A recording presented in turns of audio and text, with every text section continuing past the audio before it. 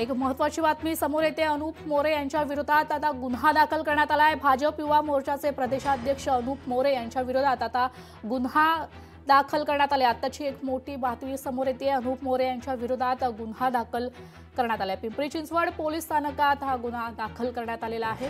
Pimpri Chinchwad police स्थानकात हा गुन्हा दाखल करण्यात आलाय। भाजप युवा मोर्चा प्रदेशाध्यक्ष अनूप मोरे यांच्या अडचणीत आता ऐन महापालिका निवडणुकापूर्वी वाढ झाली आहे। अनूप मोरे यांच्या विरोधात पिंपरी चिंचवड शहरातील चिंचवड पोलीस स्टेशनमध्ये हा गुन्हा दाखल करण्यात आलाय।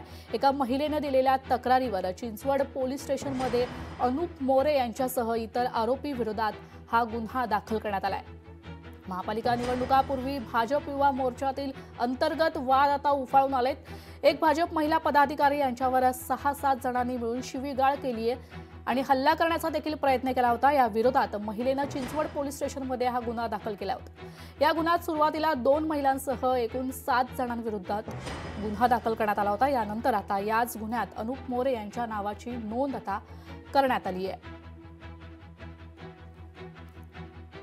भाजप युवा मोर्चाचे प्रदेशाध्यक्ष अनूप मोरे यांच्यावर आता एका महिलेने गुन्हा दाखल केलाय।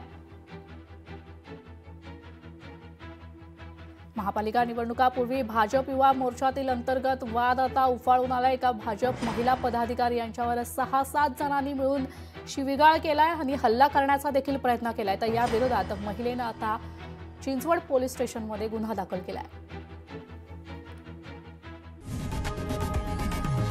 लोकशाही मराठी ऐका, पहा, जागरूक रहा।